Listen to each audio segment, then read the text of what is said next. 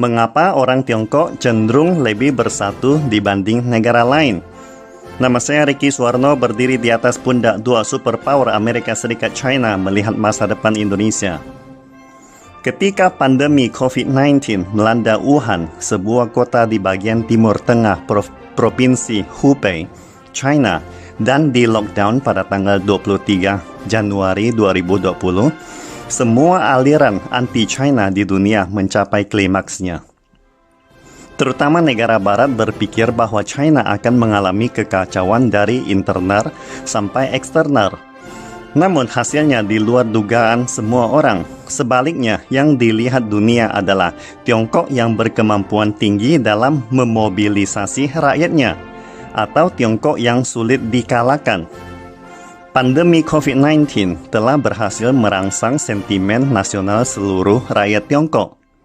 Seorang cendekiawan barat bernama Samuel Huntington dalam bukunya yang terkenal Benturan Peradaban atau The Clash of Civilizations and the Remaking of the World Order mengatakan bahwa China bukanlah sebuah negara, melainkan sebuah peradaban yang menyamar sebagai suatu negara dan merupakan pembawa terbaik untuk meneruskan peradaban.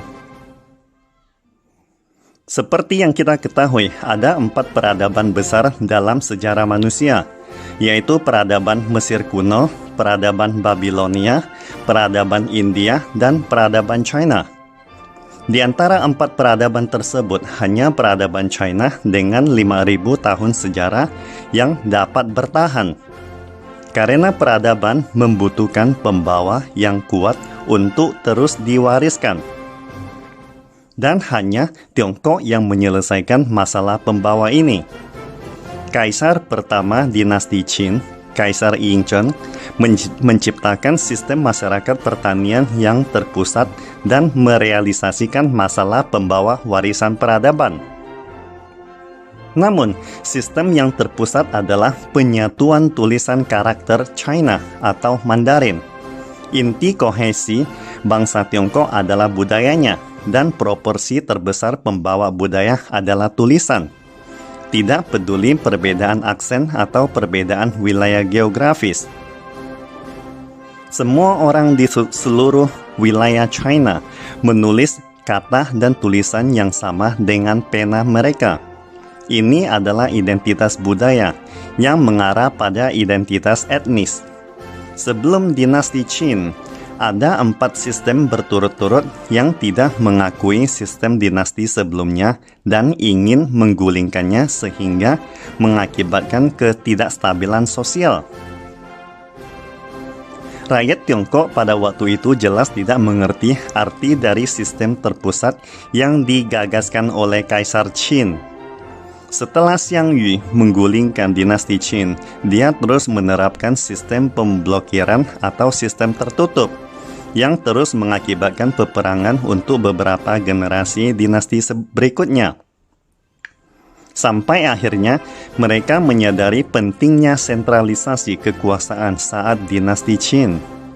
Untuk memastikan kecerdasan para pejabat dari latar belakang yang berbeda dapat memenuhi standar yang seragam, mereka mengharuskan para pejabat memiliki 3 kesatuan pandangan, yaitu pandangan hidup, pandangan nilai, dan pandangan dunia. Setelah menyelesaikan proses pemersatu 3 pandangan secara birokrasi, para pejabat boleh ada perbedaan pandangan dalam pendidikan akademik atau sains, namun mereka harus bersatu dan mencapai konsensus dalam membangun dan menjalankan masalah kenegaraan. Pada akhirnya, model kekuatan terpusat seperti itu baru sepenuhnya tersistematisasi. Semua rakyatnya diharuskan membaca buku-buku Konfusius dan Mencius dan menulis tulisan yang sama, tidak peduli dari mana asal-usul mereka. Semua rakyat juga diharuskan untuk berpikir bahwa mereka berasal dari negara yang sama, kelompok etnis yang sama, dan memiliki budaya yang sama. Mereka harus mengenali bahwa hanya persatuan adalah harapan menuju negara maju dan adidaya. Negara yang terpusat adalah pembawa terbaik peradaban Tiongkok untuk melangkah lebih maju. Ini adalah pilihan dan pengalaman sejarah ribuan tahun sejak masa pemerintahan tertutup sampai kekuasaan terpusat. Semakin kuat negara Tiongkok, semakin kuat peradabannya. Sebenarnya, negara Barat dan Eropa juga pernah muncul kerajaan terpusat yang sangat kuat saat itu. Misalnya, Kekaisaran Romawi, Kekaisaran Bizantium, Kekaisaran Ottoman, dan kerajaan terkenal lainnya. Namun sayangnya, mereka hanya berumur pendek di sungai panjang sejarah. Karena budaya nasional Eropa pada dasarnya hanya diikat oleh darah keturunan ataupun agama. Pola Eropa mirip dengan Tiongkok selama masa periode musim semi, musim gugur, dan periode negara-negara berperang. Mereka tidak ada kohesi budaya di seluruh Eropa, apalagi identitas etnis untuk bersatu. Oleh karena itu, dalam sejarah Eropa, perpecahan adalah suatu hal yang sangat normal, atau sebaliknya, persatuan adalah keadaan yang tidak normal. Napoleon Bonaparte atau Hitler pernah menyatukan Eropa, namun untuk waktu yang cukup pendek, karena mereka tidak diakui oleh negara Eropa lainnya. Di mata mereka, kerajaan baru dan kuat tersebut hanya akan menjajah dan menduduki tanah air mereka. Bahkan, kerajaan Inggris yang menguasai negara di sebagian belahan bumi ini akhirnya runtuh dan tidak ada orang di negara yang mereka jajahi merindukan kerajaan Inggris.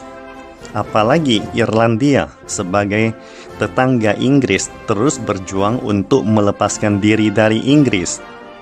Fenomena ini mungkin sulit dibayangkan oleh orang China, karena di mata mereka, walaupun berbagai daerah China memiliki banyak kontradiksi atau perbedaan budaya daerah, namun mereka tidak akan ada niat perpecahan.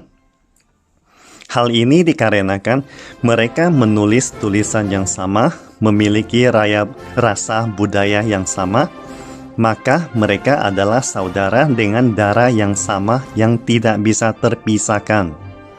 Dengan kohesi demikian, ketika satu pihak berada dalam kesulitan, semua pihak pasti akan membantunya.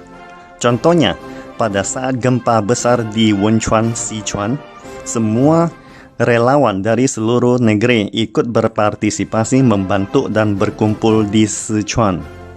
Semua rakyat Tiongkok mengumpulkan persediaan makanan dan obat-obatan, menyumbangkan uang, dan bekerja keras mengatasi kesulitan para korban daerah Wenchuan. Sebaliknya, ketika London, Inggris, mengumumkan untuk lockdown, banyak negara-negara Eropa memutuskan hubungan dengan Inggris untuk pertama kalinya. Tidak ada tim medis, tidak ada sukarelawan, dan tidak ada sumbangan dari negara sesama Eropa. Inggris langsung menjadi satu dunia kecil yang terisolasikan. Kemampuan mengorganisasi dan memobilisasi yang sangat kuat dari pemerintah Tiongkok jauh berbeda dengan negara-negara Barat ketika orang Tiongkok menghadapi bencana. Orang Tiongkok memiliki semangat berperang yang luar biasa. Fondasi semangat ini adalah kohesi budaya yang super kuat dari peradaban orang Tiongkok. Yang mendukung semangat ini adalah kemampuan mengorganisasi yang super yang dibawakan oleh kohesi budaya yang super kuat dari peradaban China. Sebagai contohnya lagi, dalam menanggapi epidemi COVID-19 waktu Wuhan di lockdown tahun lalu, orang-orang Tiongkok menciptakan keajaiban membangun rumah sakit penyakit menular raksasa dalam 10 hari. Tahukah Anda apa yang mendorong keajaiban ini? Pertama-tama, mereka memiliki komando pusat darurat dari pemerintah Beijing untuk memerintahkan 7.500 tukang bangunan dan ribuan peralatan mekanik untuk membangun sarana penyelamat jiwa demi menampung 1.000 tempat tidur dalam 10 hari.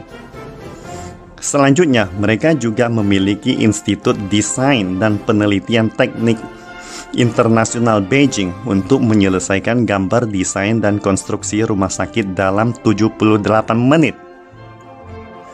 Orang Tiongkok juga memiliki Institut Desain Arsitektur CITIC untuk mengumpulkan 60 desainer dalam waktu 1 jam dan membuat rencana desain dalam waktu 24 jam atau bernegosiasi dengan unit konstruksi untuk menyelesaikan gambar konstruksi dalam waktu 60 jam. Di samping itu, mereka juga memiliki grup Huanghua Wuhan memasuki lapangan dengan cepat untuk memulai konstruksi proyek perataan jalan dan konstruksi rekayasa drainase.